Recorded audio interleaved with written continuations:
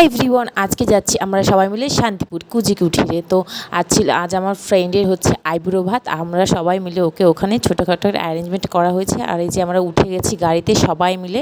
তো অনেকজন মিলে গেছিলাম আমরা আইবুড়ো ভাত দিতে। তো প্রচণ্ড গরম পড়েছে, তোমরা খুব দরকার না হলে বাড়ি থেকে বেরিয়েই না।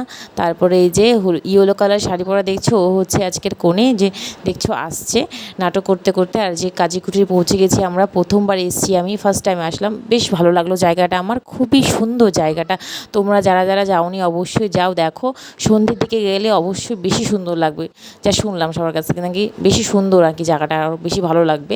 তো এই যে আমরা উঠে গেছি, এই যে নাটকীরা পরপর উঠছে নাটক করতে করতে। তারপরে আমরা বসলাম, এই যে ওকে মালাটা আমি পরিয়ে দিচ্ছিলাম, এসব ফুল নিয়ে যাওয়া হয়েছিল। তো এগুলো সাজানোর দায়িত্ব আমার উপরই পড়েছিল, যে আমি বসে বসে সাজাচ্ছিলাম, সবাই মিলে অবশ্য সাজিয়েছে।